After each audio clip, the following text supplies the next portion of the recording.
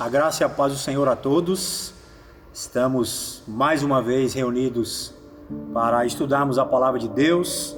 Estamos estudando a revista Marcas de uma Igreja Saudável, tá bom? Hoje estaremos conversando sobre a segunda marca da Igreja Saudável e eu gostaria que você já pegasse a sua Bíblia, você que tem revista, pegue a sua revista. Se ainda não tem, temos revistas aqui na igreja para vender no valor de R$10 durante a semana na secretaria ou domingo após o culto. Temos algumas revistas lá atrás, tá bom? Pode vir aqui e retirar a sua para que juntos acompanhemos esse material muito abençoado, maravilhoso. Amém? Vamos orar antes? Vamos orar em nome de Jesus? Deus, muito obrigado mais uma vez por essa manhã. Que imenso privilégio, Deus, estudarmos a Tua Palavra, estudarmos, ó Deus, essas verdades que nos corrige, nos educa, nos transforma, nos torna crentes maduros, sãos, nos torna crentes mais parecidos com Cristo. Esse é o nosso objetivo, nosso propósito, nossa finalidade como igreja saudável. Lutaremos por isso em nome de Jesus. Essa é a nossa oração. Eu oro por todos nós. Fale conosco, é o que eu te peço em nome de Jesus. Amém. Amém. Amém. Semana passada, domingo passado, o Daniel falou sobre a primeira marca da igreja, de uma igreja saudável, é a pregação expositiva, que nada mais é do que a pregação em termos bem simples, é a pregação da palavra de Deus. É um texto, uma passagem da Escritura, onde ela é explicada e aplicada à vida da congregação.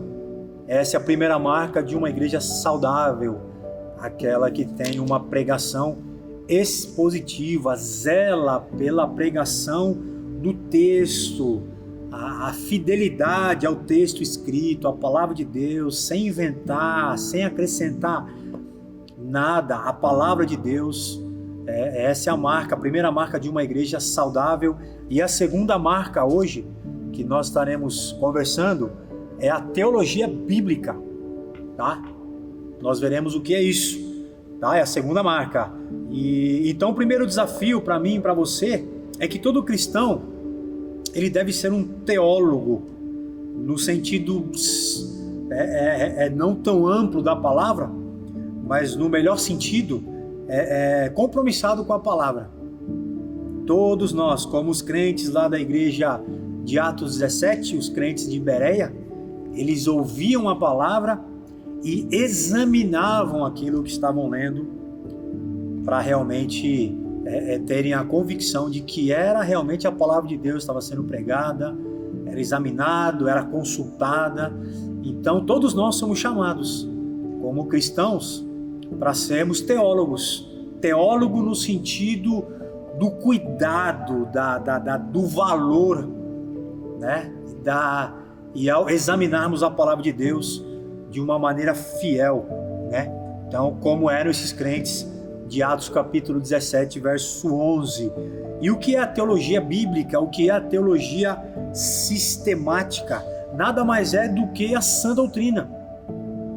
É a fidelidade à palavra de Deus, a verdadeira doutrina, né, num sentido amplo, num sentido completo, ou seja, é um entendimento correto da Bíblia, mas de maneira completa, de maneira como um todo, né? A gente não pode pegar um texto e simplesmente nos atentarmos somente a esse texto sem observarmos a Bíblia como um todo, porque a Bíblia se completa. Antigo e Novo Testamento, eles se completam, eles falam de si, eles se comunicam um com o outro.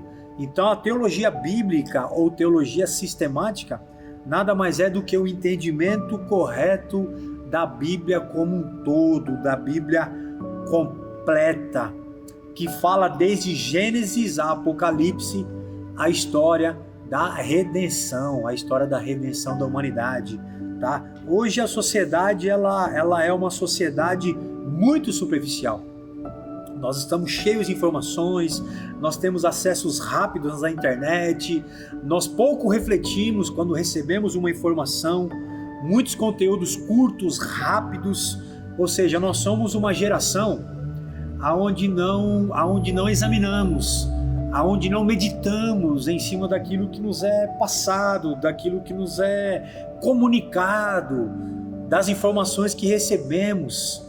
Nós somos a geração que recebe muitas informações sem meditar, sem examinar aquilo que está chegando aos nossos ouvidos, né? E por isso nós temos que priorizar pelo zelo, ter o cuidado de examinar a palavra de Deus, de examinar aquilo que está sendo pregado a nós.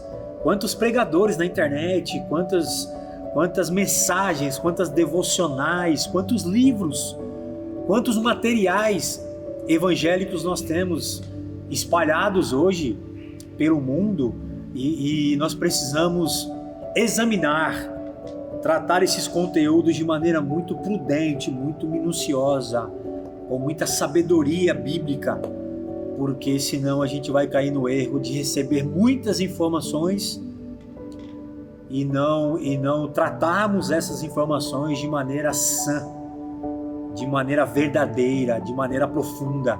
Então a teologia bíblica, a teologia sistemática, ela tem esse cuidado, e nós como igreja, para que sejamos uma igreja saudável, precisamos também ter esse cuidado, né? Lá em 2 Timóteo, capítulo 4, Paulo escrevendo para Timóteo, ele pede para que Timóteo tenha esse cuidado. Olha que interessante, 2 Timóteo capítulo 4, se tiver com a sua Bíblia aí em papel ou no smartphone, diz assim, lá no verso 3, pois haverá tempo em que não suportarão a teologia bíblica, a sã doutrina. Pelo contrário, cercar-se-ão de mestres segundo as suas próprias cobiças, como que sentindo coceira nos ouvidos, e se recusarão dar ouvidos à verdade, entregando-se a fábulas. Então, Paulo, escrevendo para Timóteo, diz: Timóteo, pregue a sã doutrina, pregue a teologia bíblica sistemática, a Bíblia inteira, a Bíblia como um todo, a Bíblia que se completa, porque haverá tempo em que os homens não suportarão, ou seja, as pessoas não querem ouvir a teologia bíblica, aquela que confronta, aquela que fala de pecado, aquela que fala de condenação, aquela que fala de santidade, aquela que fala de compromisso, de negar a si mesmo, de perder a vida, de se entregar a amar a Deus de todo o coração em primeiro lugar, né? De investir no reino de Deus, de servir ao próximo, de honrar, de tratar as pessoas como gostaria de ser tratada. Essa é a teologia bíblica. As pessoas querem ouvir algo que vá de encontro aos seus desejos, aos seus anseios, às suas cobiças, às suas vontades carnais, terrenas, à sua pátria terrena. Então Paulo, escrevendo para Timóteo, ele diz: pregue a sã doutrina, mesmo que os homens em determinado momento se recusem a dar ouvidos a essa doutrina, permaneça pregando ela, porque ela é a doutrina saudável, é a doutrina que converte, os homens ao Deus vivo e verdadeiro. Então são esses dois aspectos que, se faltar a teologia bíblica e sistemática que envolve toda a Bíblia, né, a sã doutrina, com o envolvimento de toda a palavra de Deus, nós teremos conceitos totalmente errados a respeito de Deus e elevados a respeito de nós. Lembra de João Batista, quando ele é confrontado, quando ele se encontra com as pessoas, ele aponta para Jesus e diz: importa que ele cresça e que eu diminua.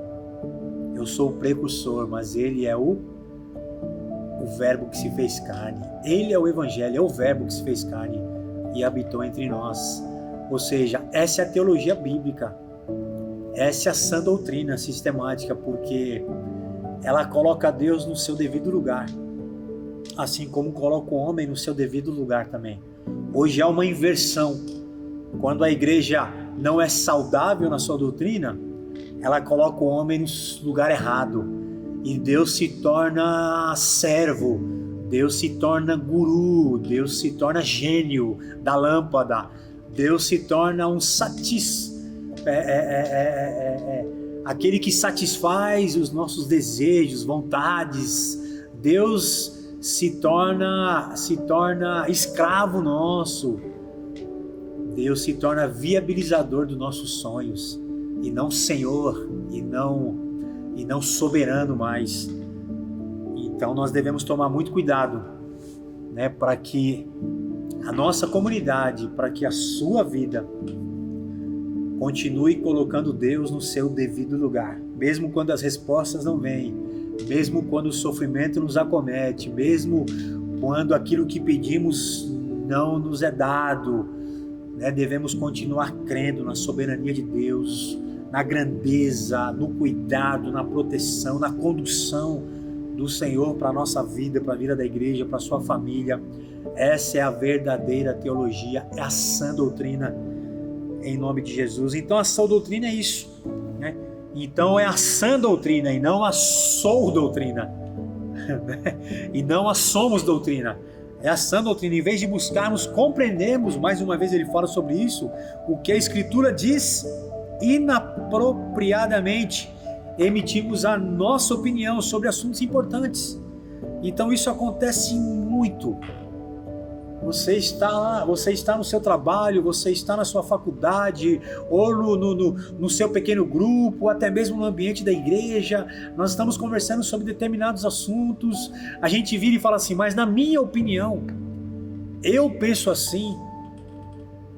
Não é a nossa opinião, amados, é a opinião da Bíblia. Por isso que nós precisamos, como eu preguei domingo agora, voltarmos para a palavra.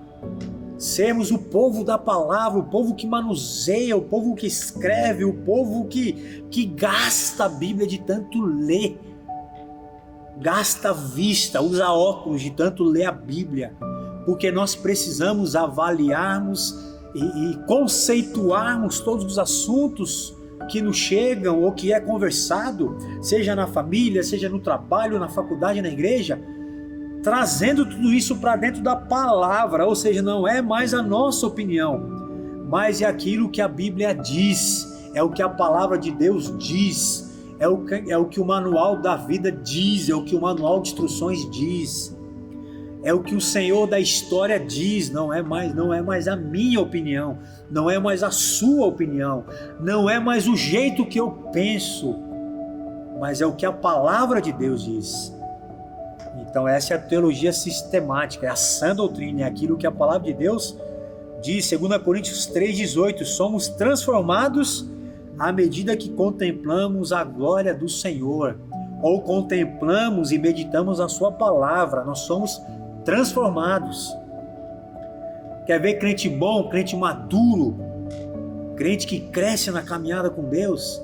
É aquele que se submete à palavra, aquele que ama, como diz Salmo capítulo 1, verso 2, 3, medita na lei de dia e de noite, porque ele é transformado por essa palavra, de glória em glória. E a teologia bíblica, como eu disse, a sistemática fala da sã doutrina, somado com a teologia bíblica que fala sobre a história da redenção, junta o Antigo com o Novo Testamento. Ela é tremenda, irmãos. A Bíblia é algo maravilhoso. É um livro escrito por diversos autores em diversas épocas diferentes, mas que se completa. Não existem equívocos. A Bíblia ela não se contradiz, ela se completa. É algo maravilhoso, é a palavra de Deus. Então a gente não pode correr o risco de enxergar a Bíblia, diz em uma das falas aqui do autor do livro, como um cordão de pérolas, uma joia aqui e outra ali, ligada por textos menos relevantes. Ou seja, a teologia bíblica nos ajuda a ver Jesus a partir de toda a Escritura, ou seja, a redenção é falada desde Gênesis.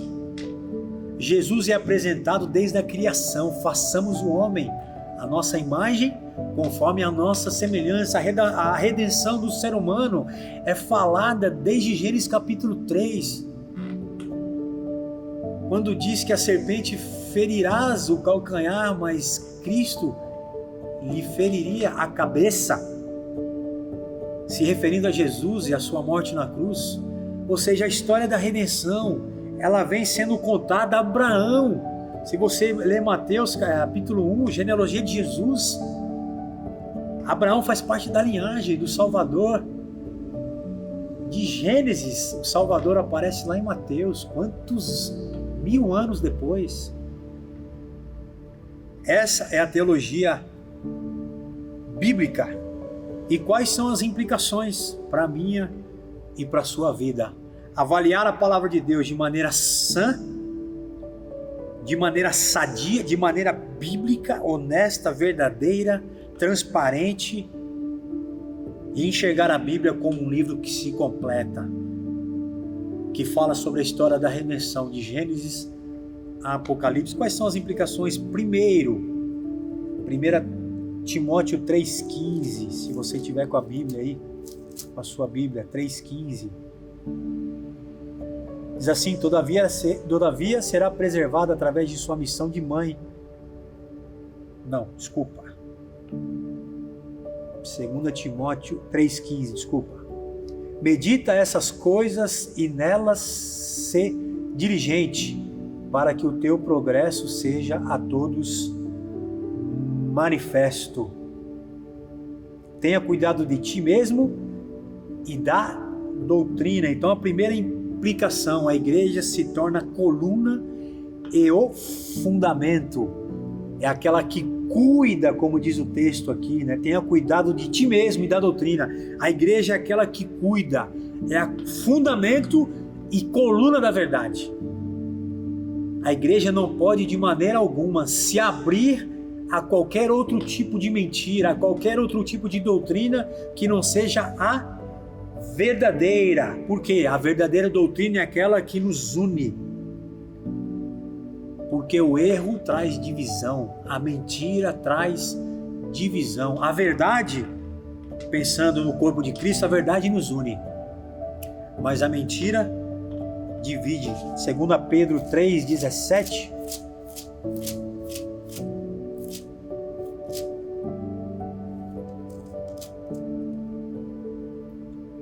E como divide, eu estou pensando aqui, né? Como que a mentira divide um casal? Como que a mentira divide uma família? Conta uma mentira para o seu filho, 1, 2, 3. Você vai perceber como que essa mentira rompeu a sua relação com ele.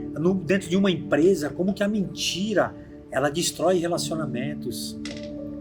Ela destrói a confiança um no outro. Como que a mentira acaba com as relações de fidelidade, de confiança, com as relações de amor. Então a mentira, de maneira alguma, quais são as implicações para a minha vida e para a sua vida como igreja? Precisamos zelar pela verdade. Então, se a Bíblia diz que nós devemos tomar muito cuidado com o semear contenda entre irmãos, e a gente caminha contra essa verdade, querendo viver uma mentira, a gente começa a semear a contenda, essa mentira contra a verdade da palavra de Deus, que a gente está espalhando no corpo de Cristo, ela vai dividir. Porque a verdade não divide. Quem vive submisso à verdade da palavra, guarda os seus lábios, não separa os maiores amigos, não semeia contenda, não cria fofocas, mas a mentira sim. E a mentira não só contada, a mentira ela é aumentada, né? Muito mais do que só uma mentira, ela se torna, ela alcança uma proporção totalmente descontrolada, como diz Tiago capítulo 3, né? O fogo que incendeia, a chama, a brasa que incendeia, né? 2 Pedro 3,17 diz assim: vós, pois, amados, prevenidos como estáis de antemão, acautelai-vos, não suceda que arrastados pelo erro desses insubordinados, descaiais da vossa própria firmeza. O erro daqueles dentro da comunidade, dos insubordinados, nós sejamos destruídos como comunidade. Devemos permanecer firme, diz João aqui nesse texto. Então, quais são as implicações? Primeiro, coluna e fundamento da verdade. Devemos preservar, guardar a verdade, né? Olha que interessante essa frase. Nas coisas essenciais, unidade. Aquilo que é importante, amados, aquilo que é de Deus, aquilo que é divino, aquilo que é do Espírito Santo de Deus, aquilo que é da palavra, essencial. Se você tiver que brigar por alguma coisa dentro da igreja, você está autorizado a brigar por aquilo que é bíblico, por aquilo que é essencial, por aquilo que é de Deus. Como disse aqui 1 João, né? Não suceda que você e nem eu sejamos arrastados pelo erro dos insubordinados à palavra, à verdade. Então, se tiver que brigar por alguma coisa, briguemos por aquilo que é essencial. Nas coisas essenciais, unidade. Nas não essenciais, diversidades. Amados, tem coisas que não são essenciais. O jeito,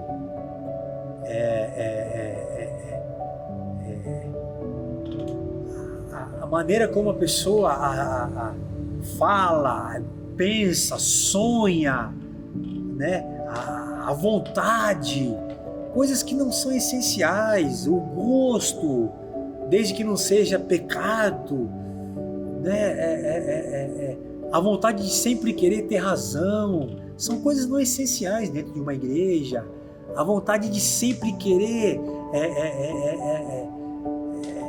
com que as nossas vontades prevaleçam, a vontade de sempre querer servir, ou não ser servido, ou não servir e querer ser servido o tempo todo.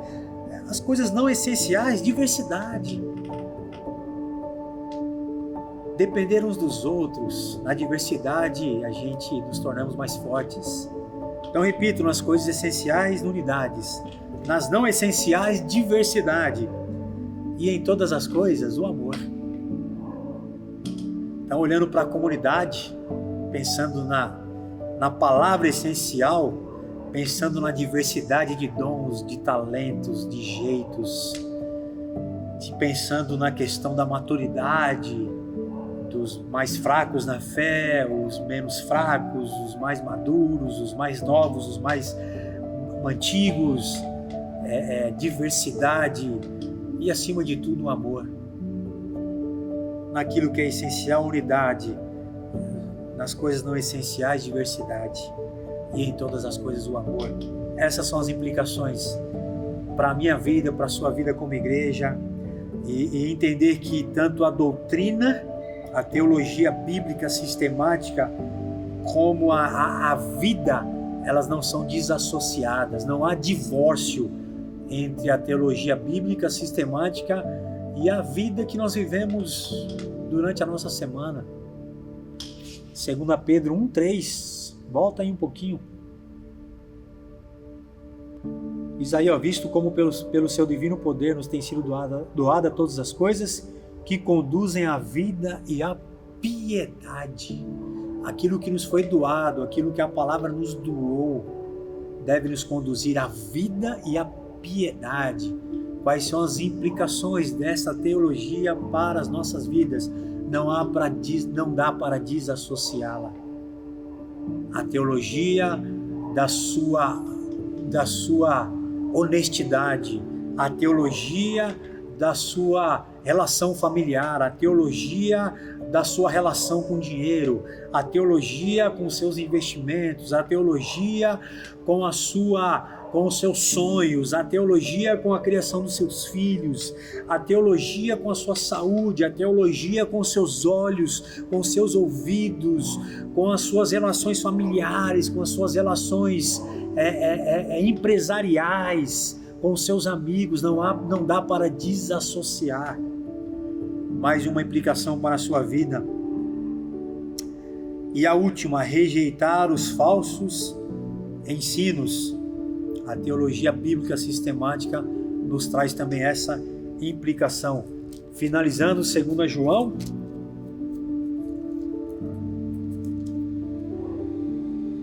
João 7.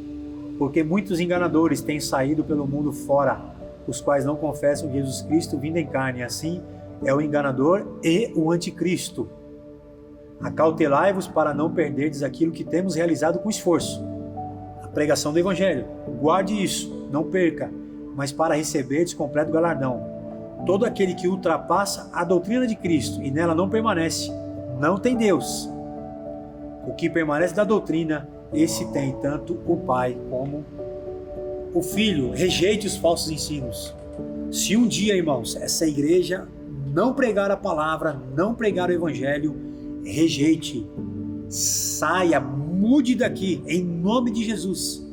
Em nome de Jesus, seja eu, seja o pastor Everson Daniel, seja qualquer professor, líder de ministério, líder de departamento, se ele não pregar a palavra de Deus, rejeite, mude, saia, nos procure, e se nós concordarmos com ele, mude de igreja, saia daqui, porque é o que o apóstolo João está dizendo aqui: rejeite os falsos ensinos. Amém? Porque todos nós, e eu queria terminar com esse versículo que é maravilhoso, Judas, verso 3 e 4, que diz assim: amados, quando empregava toda a diligência em escrever-vos acerca da vossa comum salvação, eu me senti obrigado a corresponder-vos convosco, exortando-vos, olha que interessante, a batalhardes diligentemente pela fé que uma vez por todas foi entregue aos santos. Nós, como igreja, temos que batalharmos diligentemente por essa verdade que nos foi entregue. Não é responsabilidade somente do pastor, do presbítero, do diácono, de quem quer que seja. É responsabilidade de todos nós batalharmos. Ou seja, se você estiver, seja no culto de domingo, seja no pequeno grupo, seja no seu ministério, seja numa reunião, seja em qualquer ajuntamento desta comunidade, onde a palavra de Deus não está sendo pregada, como eu disse domingo, não está sendo zelada, não está sendo dado a ela devida importância, batalhe, converse com o líder, converse com o responsável, se coloque na brecha, permita que Deus use a sua vida para que essa teologia bíblica sistemática, a sã doutrina, a palavra de Deus completa, Antigo e Novo Testamento, continue a ser zelada e ser compromissada por todos nós. Amém? Eu queria terminar lendo, deixa eu ler aqui, esse finalzinho aqui, ó, foi o que eu acabei de dizer para vocês, mas só para reforçar, amém? Diz assim, ó: todo membro é responsável por garantir com seus irmãos que o púlpito de sua igreja se mantenha fiel à Escritura. Como eu disse, o púlpito como qualquer outro ajuntamento nosso, não somente o culto de domingo, para benefício de sua vida, da congregação e a evangelização do perdido e da próxima geração. Ou seja, também é uma preocupação com aqueles que estão lá fora, que serão convertidos, que serão alcançados pela nossa teologia, e um zelo pela vida do seu filho, que com certeza permanecerá, se Deus assim quiser, fazendo parte dessa comunidade, uma comunidade que batalha diligentemente pela pregação da sã doutrina. Amém, amados? Então, lutemos por isso. Junte-se a mim, junte-se a nós, eu a você, você a mim, e nós a outros, para que essa seja mais uma marca da nossa igreja, uma igreja que com certeza vai lutar durante todo o tempo dela aqui na terra para permanecer uma igreja saudável, em nome de Jesus. Amém? Vamos orar? Deus, muito obrigado mais uma vez pelo desafio da sua palavra, o desafio que recebemos como igreja, como corpo de Cristo, de zelarmos, de cuidarmos e batalharmos diligentemente por esta fé, por esta palavra, por esta sã doutrina que nos foi entregue, que nos foi dada por toda a nossa vida, por toda a nossa história como igreja, como comunidade, em nome de Jesus. Mas para que isso aconteça, a começar por mim, nós precisamos, como os crentes de Bereia, nos debruçarmos sobre a sua palavra, buscarmos ao Senhor, Deus amado, meditarmos, gastarmos tempo lendo o texto, lendo a Bíblia toda, 1, 2, 3, lermos, relemos os textos bíblicos, ó Pai, quantas vezes forem necessárias, para que nos aprofundemos, ó Deus, nesta doutrina sã, e para que avaliemos e cuidemos desse rebanho, desta igreja, para a honra e glória do Teu nome, Pai, em nome de Jesus. Louvado seja o Teu nome, eu oro mais uma vez e agradeço, em nome de Jesus. Amém, amém. Amém, irmãos. Deus abençoe em nome de Jesus. Até a noite, em nosso culto, às 19 horas, em nome de Jesus.